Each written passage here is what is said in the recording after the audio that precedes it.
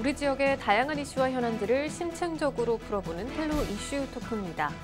최근 온라인에서 불법 사진 합성 등을 의뢰한 사람들을 협박한 일당이 무더기로 검거되는 사건이 있었는데요. 이처럼 최근 사이버 범죄가 다양한 유형으로 발생하는 양상입니다. 그 실태와 예방 대책, 충남경찰청 류근실 사이버수사대장과 자세히 짚어보도록 하겠습니다. 대장님 안녕하십니까? 네, 안녕하십니까? 네, 최근 충남경찰청 사이버수사대가 이 사이버 폭력 범죄단체 일당을 입건했죠. 네. 어떤 사건이었습니까?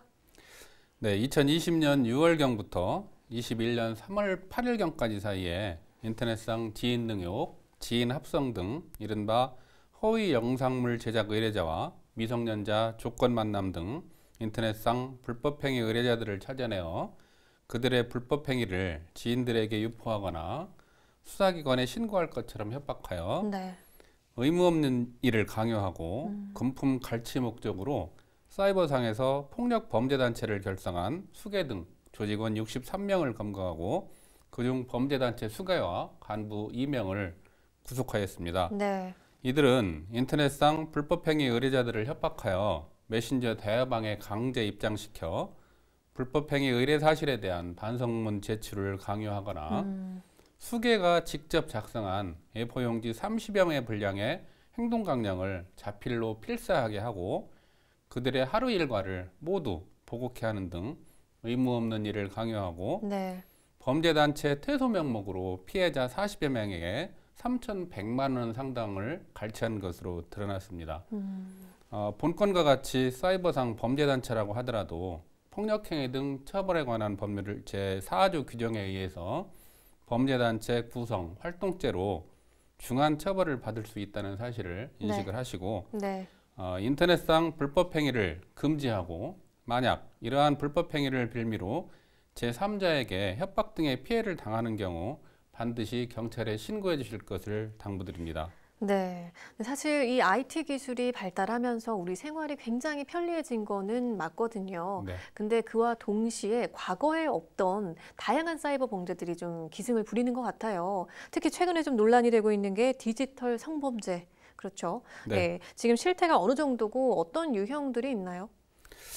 인터넷의 발달과 그 스마트폰 보급이 확대되면서 네. 인터넷상에서 디지털 성범죄가 늘어나고 그 범죄 유형도 다양해지는 상황입니다. 네.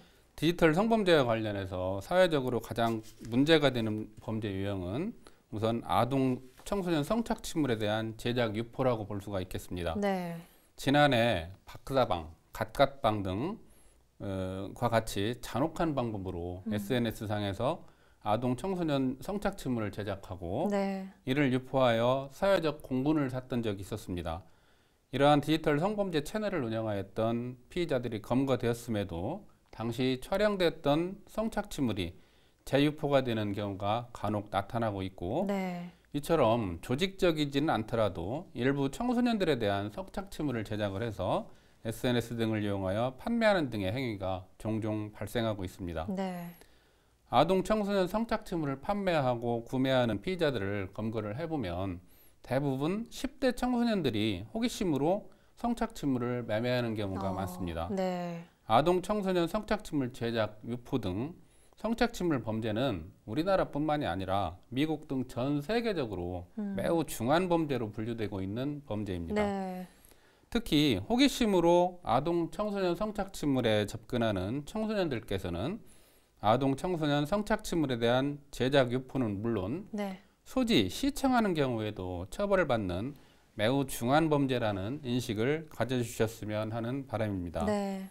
더불어 속칭 몰카로 불리우는 불법 촬영물이 제작되어 유포되는 경우도 있습니다. 네. 불법 촬영물의 경우에도 제작 유포는 물론이고 이를 소지, 시청만 해도 처벌 대상이므로 유의해 주시기 바랍니다. 네. 또한 최근 들어 허위 합성물 제작 행위도 다수 발생을 하고 있는데요. 네. 앞에서 말씀드린 사이버 폭력 범죄단체의 발단이 인터넷상 허위 합성물을 의뢰하였다가 이를 빌미로 협박을 당하여 범죄단체에 가입하여 활동하게 된 경우입니다. 네.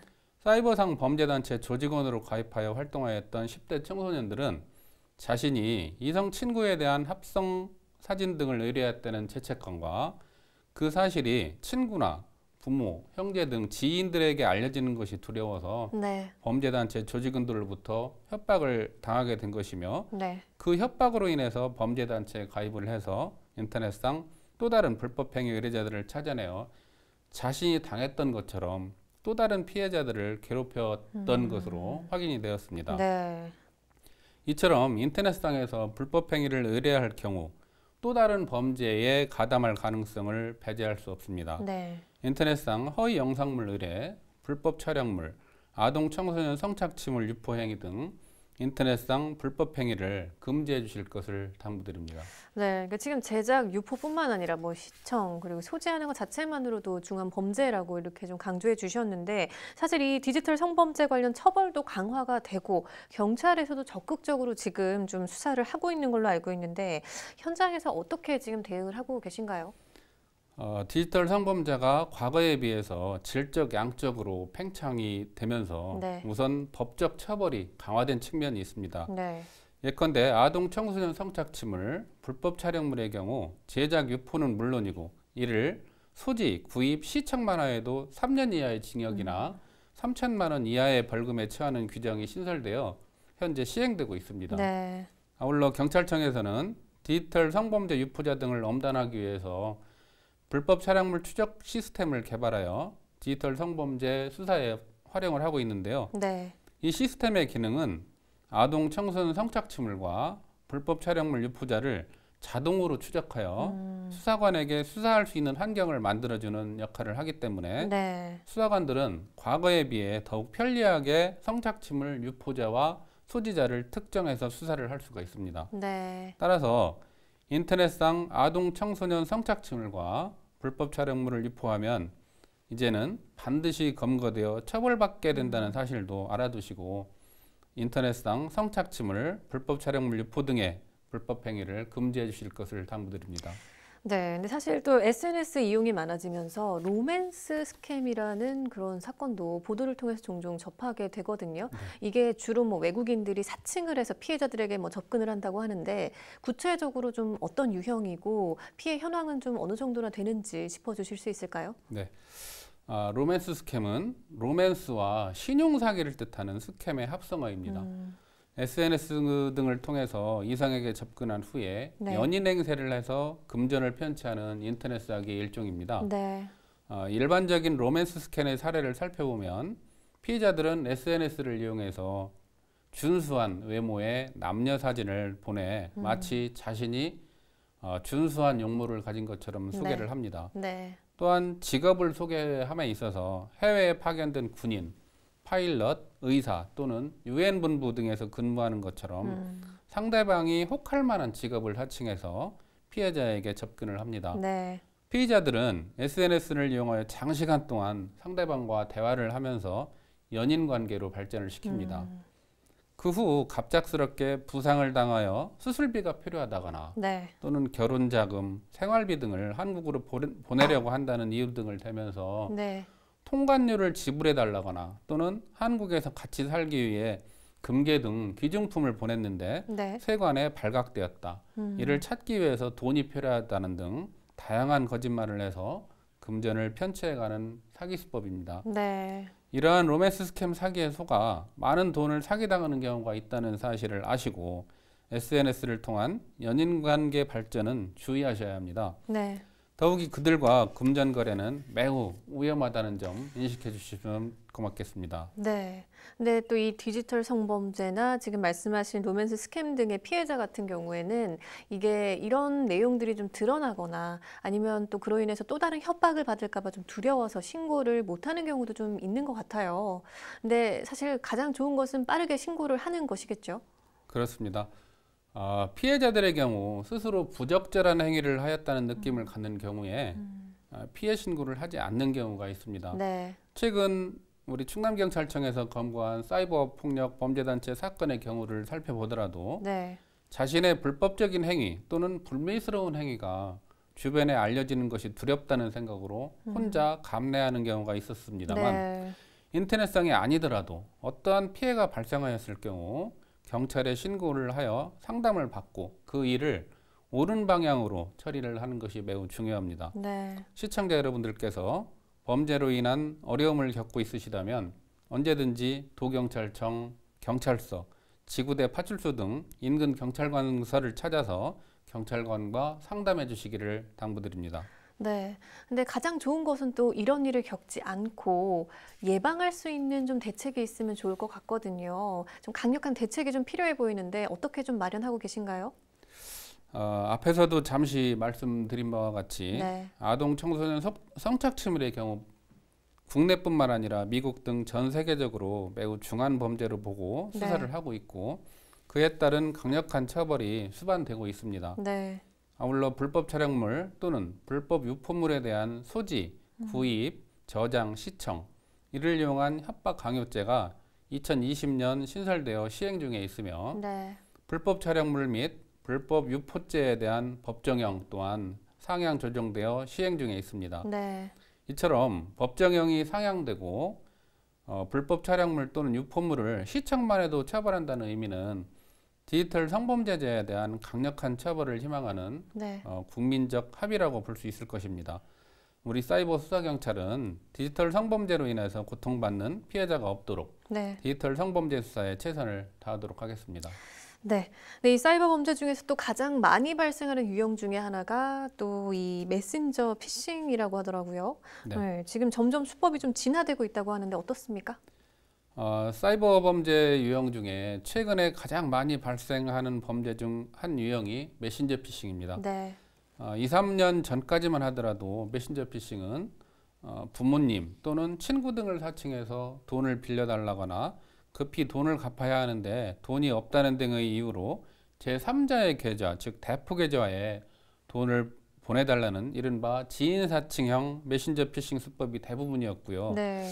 그 피해금이 1회 수십만 원 정도에 불과했었습니다. 네. 그러나 최근 1년 사이에는 말씀드린 지인 사칭, 메신저 피싱 이외에 팀비어 프로그램을 설치하여 피해자의 계좌에 보관되어 있는 네. 전액을 인출해 가거나 네. 피해자 명의로 대출을 받아가는 등 그 피해 규모가 매우 커졌기 때문에 시청자 여러분들께서는 메신저 피싱에 대해서 각별한 주의를 기울여 주셔야 할 것입니다.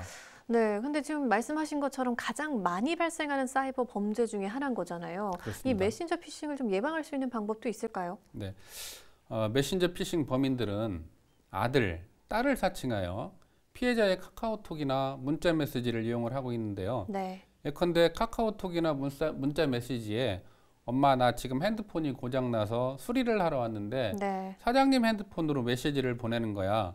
뭐 수리비가 필요하니까 사장님 계좌로 돈을 보내줘라는 등의 거짓 문자를 보냅니다. 네. 이에 피해자가 반응을 하면 스마트폰 원격 제어를 할 수 있는 네. 팀비어 프로그램을 피해자에게 보내 이를 설치하게 합니다. 네. 범인들은 그 뷰어 프로그램을 이용하여 피해자의 계좌에 있는 돈을 모두 이체하여 가로채거나 심지어 그곳에서 얻은 피해자의 개인정보를 이용하여 피해자 명의로 대출을 받아서 가로채는 수법입니다. 네. 아들, 딸을 가장한 범인들에게 속아 스마트폰에 팀비어 프로그램을 설치하였던 피해자의 경우 그 피해금이 수천만 원에서 억대의 금전 피해를 입고 있는 실정입니다. 네. 시청자 여러분들께서는 절대로 아들, 딸 또는 지인을 사칭하여 돈을 보내달라거나 뷰어 프로그램을 설치 요구하는 경우 그냥 믿지 마시고 네. 상대방이 진짜 아들인지 딸인지 전화로 확인하시고 돈을 보내주시기를 당부드립니다. 네. 상황에 따라서는 전화 등 기타의 방법으로 확인이 되지 않을 경우가 있을 텐데요. 네. 그 어떠한 경우에도 스마트폰에 제3자가 제공하는 프로그램을 설치하시면 안 됩니다. 네.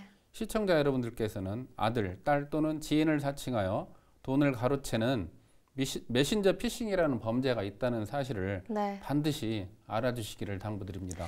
네. 자, 그리고 또 한 가지 좀 짚어볼 게 코로나19로 우리 일상이 좀 많은 변화를 겪고 있지 않습니까? 네. 네, 비대면이 좀 일상화되고 있는 상황에서 이를 악용한 이와 관련된 범죄도 좀 적지 않은 것 같은데 어떻습니까?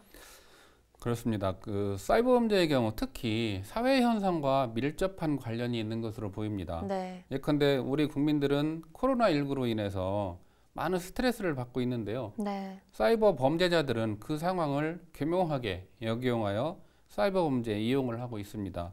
예컨대 인터넷 직거래 사기에 있어서 마스크 판매 사기가 발생을 하고 있는 점, 재난지원금 지급 관련 메시지 또는 백신 접종 안내 메시지 관련 스미싱 피해 등을 들을 수 있겠습니다. 네.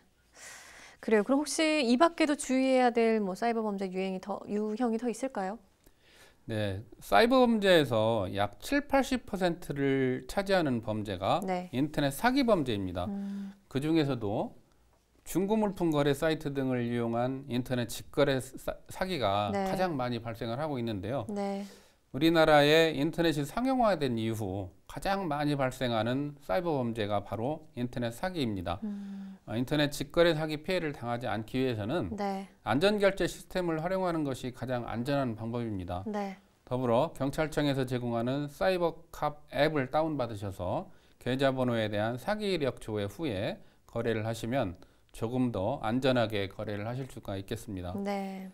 아울러 상대방이 현금 거래만을 고집하는 경우 사기의 가능성이 높다는 점 알아두셨으면 좋겠습니다. 네. 또한 몽캠피싱 범죄가 지속적으로 발생을 하고 있습니다.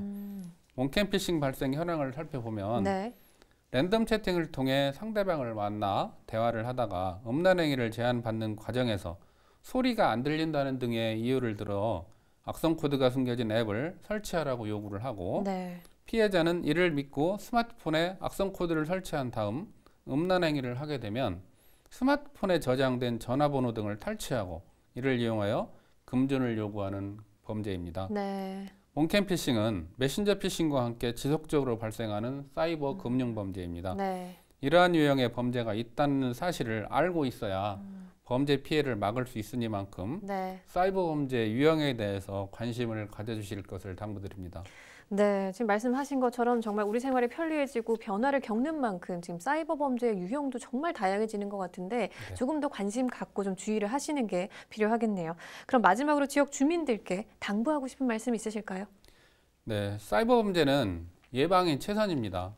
사이버 범죄는 그 대상이 불특정 다수이기 때문에 누구든지 범죄의 대상이 될 수가 있겠습니다. 그렇기 때문에 사이버 범죄의 특성과 그 범죄 유형을 알고 미리 대처하셔야 사이버 범죄 피해로부터 자유로워질 수 있습니다. 네. 위에서 설명드린 몽케피싱이나 메신저 피싱뿐만 아니라 보이스 피싱 등 각종 피싱 범죄와 인터넷 사기, 이메일 무역 사기, 로맨스 스캠, 랜섬웨어 등 용어조차 생소한 다양한 유형의 해외발 사이버 범죄가 발생을 하고 있습니다. 네. 이와 같은 사이버 범죄를 예방할 수 있는 길은 스스로 그 범죄 유형을 미리 알고 대처하는 길밖에 없습니다. 네. 아울러 사이버 범죄는 대부분 해외발 범죄이기 때문에 피해 회복도 그렇게 쉽지는 않습니다. 시청자 여러분들께서는 네. 사이버 범죄 예방법에 대해서 관심을 가져주시고 범죄 피해를 당하지 않도록 네. 각별한 관심 당부드리겠습니다. 네, 이 사이버 범죄 그 대상이 누구나 될 수 있기 때문에 늘 그렇습니다. 주의하시는 게 좋겠네요. 네. 오늘 말씀 잘 들었습니다, 대장님. 감사합니다. 네, 감사합니다. 정보통신기술은 우리 일상에서 다양한 편의를 제공하고 있지만 새로운 유형의 사이버 범죄 피해도 계속해서 발생하고 있는데요.